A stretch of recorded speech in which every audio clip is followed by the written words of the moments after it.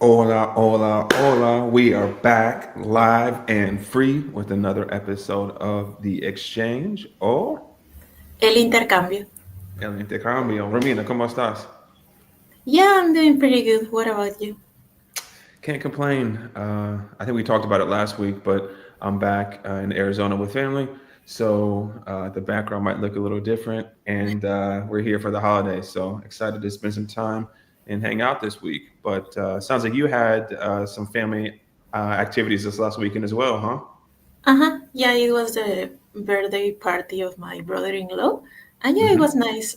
He had like a piñata. I don't know if in English there's a term, like that it's filled Oh, with candy and that you hit it and then like maybe do you know nice. what a piñata is or not? Yeah, we have Okay. that's here. I think I'm not sure where I I associate it with like Mexican culture. So I think some Uh-huh. Yeah. Mexican um, folks that we know do piñatas for parties, and I've done it before as well back when I was younger. Yeah, it's So nice. I do enjoy it, and I love the sweets too. So I like your brother-in-law's style. Yeah, it was really nice. Very cool. Yeah, it's just a high level. As you guys know, this is part of Bamboo Languages. We really try to create content here and also provide a space for people to learn language through conversation and cultural exchange. From the US, that's where I live here. Romina lives in Lima, Peru.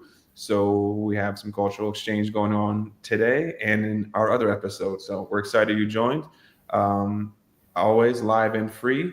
And to get started, as you might have seen from the title today, we're discussing Gen Z slang, in particular American Gen Z slang. And, just to kind of put it out there, we're both not Gen Z. So this is the millennials' take on Gen Z slang, but we use some of the words and we've even discussed it in previous episodes. But we want to give you some actionable items and discuss Gen Z slang in conversation so that you could use it if you're traveling or speaking with friends who speak English and you want to sound like a native. So how's that sound, Ramina?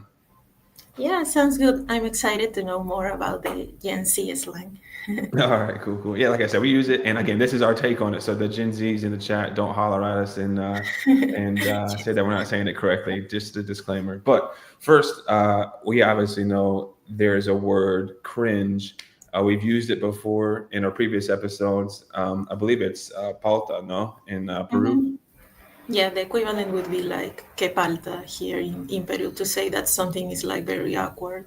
Yeah, yeah, yeah. So that's it. It's essentially awkward, but to me, it has like a more of a it's like awkward, but it's more than awkward. That's kind of like a Okay. cringy statement, and I think the Gen Z in our chat can let us know. But I think they use it talking about older people a lot.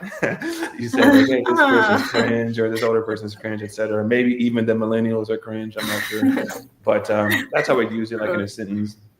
I went to dinner last night, and it was cringe more or less, right? It was a cringe dinner, or um, my friend showed up and it got pretty awkward, and that's when you would use cringe just based on that situation. So that's what I would say. What do you think, Romina? How would you use it in Lima? But what's your interpretation of how it's used in American slang? Yeah, I would say it's like pretty similar, cringe or que palta. Maybe like, oh, we were on a bar and a person, I don't know, a guy came over. It was cringe, something Yeah, like that. yeah. Or your dad tries a new TikTok dance and films it. Yeah, That's also cringe. You can say that very too. cringe. Yeah. Awkward. Yeah, it sounds like you've had some bad encounters there. But yeah, so that's one I would say. Another one, it's used like very universally in the English language, is like. Like doesn't necessarily mean, it can mean a lot of different things, but we kind of use it as a filler. And by that I mean like connects different sentences, or we don't necessarily know what to say, and so we use like. So I suppose like the textbook definition, if you look it up and you're learning, the textbook would be to enjoy, right? So I like this, or something similar to this person is like this person, like to compare it. But as you know here, we don't learn in textbooks really. We learn in live conversation, and we want you to speak like a native. So the native way that you would say like to sound more natural would be something like, for example.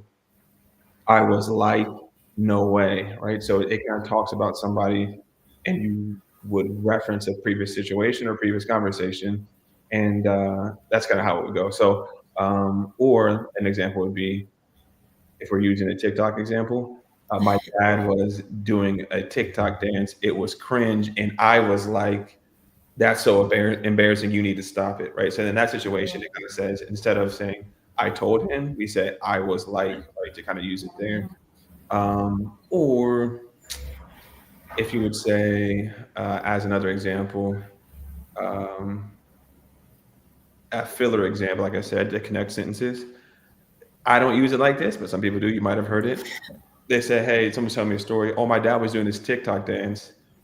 Like, no way, right?" So it's like, comma, no, what it would it be? But to me, that's not necessarily my vernacular. But anyway, what's your opinion on like? Is that kind of how you interpret it when you listen to American slang, and how would you use it similarly there in Peru?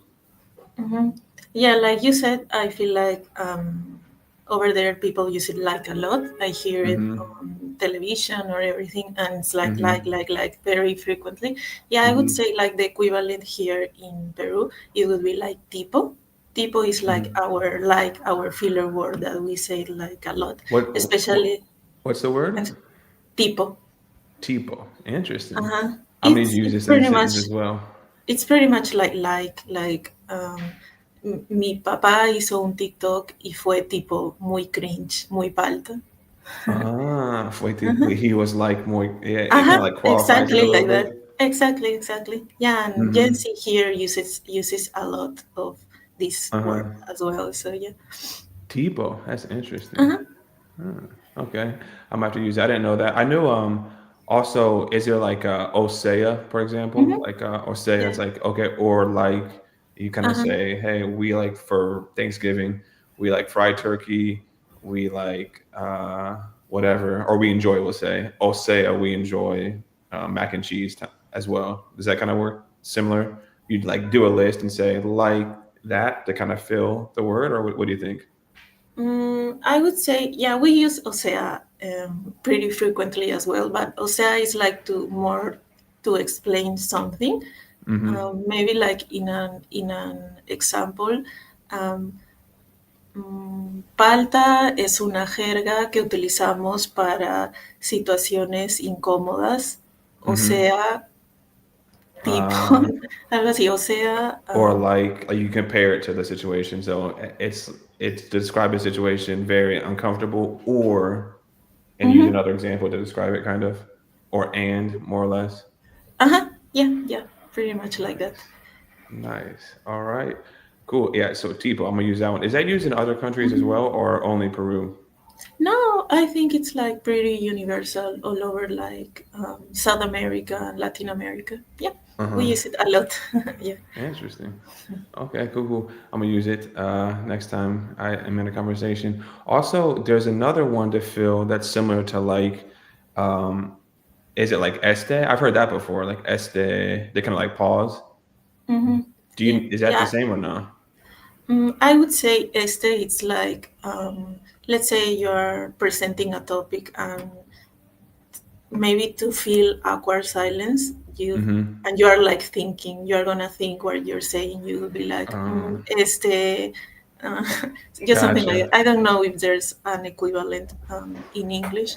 Yeah, there's probably a couple. I use you would probably hear it in this conversation. I use a lot, like a filler, which is probably not the best, but I'd be like or That's not necessarily like for example, it's not necessarily like professional verbiage or vernacular, but I still use it. And so I think that might be one where it's like este to kind of think about what you're saying next. You kind Uh-huh. of like gotcha.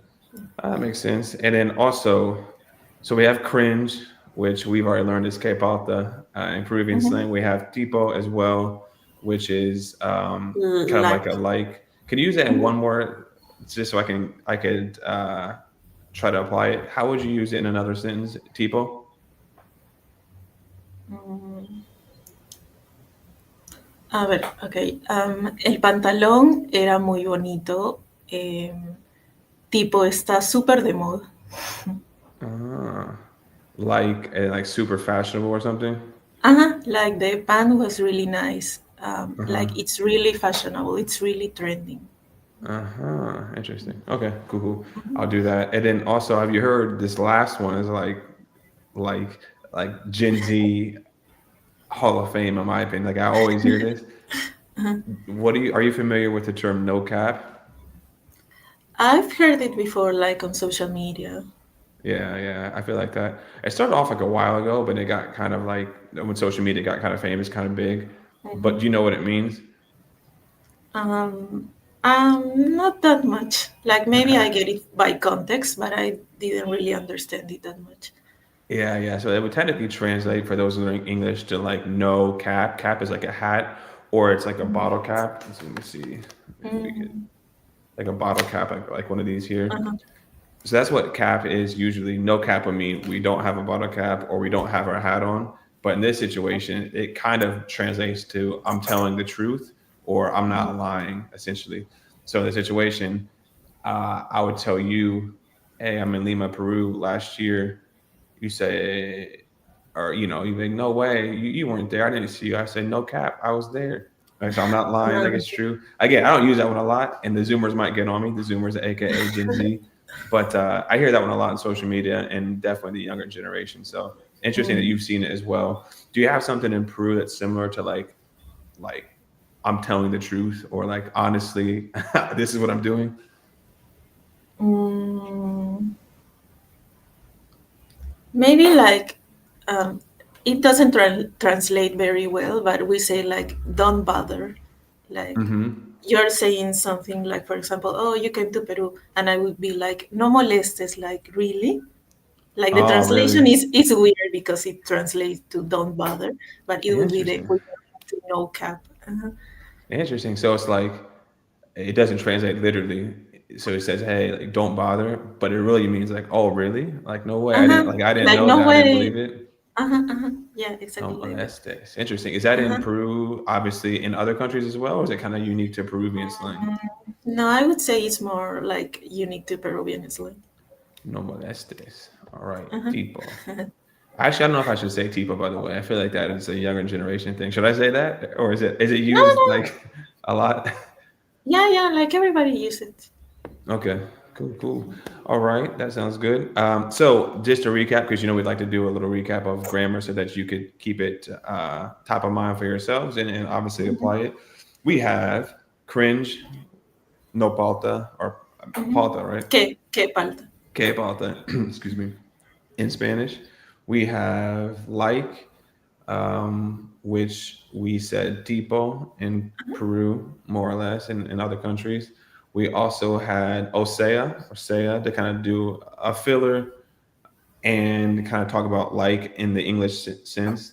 We have este and These are all fillers. And Yeah. lastly, no cap and no molestes. See?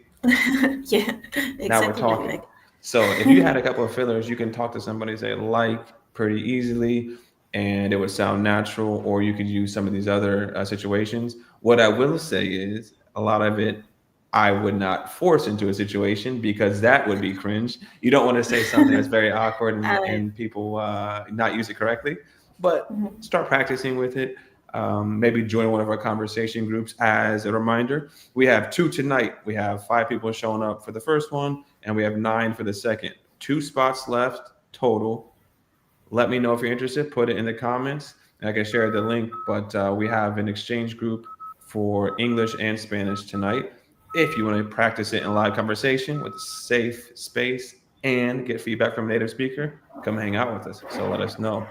But that's pretty much all I wanted to cover today for the grammar piece and the slang. Hopefully, you could use it in your English conversations, and I will use it in my Spanish ones after practice it. So as I am not cringe or pauta for the native speakers. But pretty much all I wanted to cover. Romina, what do you have for me? Anything else that you wanted to discuss today in our episode? just to continue with what you say, yeah, join like the groups that is gonna be today, the speaking groups. They are gonna be super cool. And yeah, and let us know in the comments if you know any more Gen Z slang that maybe we can touch on another episode, or that you are curious to know what they mean. 100%. That sounds good. Yeah, let us know, and also let us know if we didn't say it correctly. We always like the constructive feedback. Yeah. We saw some comments in here too. Mixed results. We have one person love it, one person's talking crazy. We'll probably make sure you never comment to us again. Number 44. Get out of here. And also, let us know if you want to hear any other topics that we can discuss. Again, highlighting conversational exchange and cultural exchange. But we appreciate it and hope that you guys enjoyed this one. So we'll talk to you soon and be on the lookout for a couple bonus episodes this week. We usually do it every Thursday. This is a holiday this week in the United States for Thanksgiving. So we'll do a couple bonuses for you because we are thankful that you are our community. And Of course. stay tuned, set the alerts, make sure you subscribe, drop a comment, drop a like, share it with a friend. Romina, anything else for us? No, not really. Like, you can leave anything in the comments, and we are always checking them out. So, That yeah. sounds good. She's a little bit nicer than me when it comes to people talking crazy. But other than that, we appreciate it. Muchas gracias and see you next time. Yeah, see you soon on the next episode. Bye.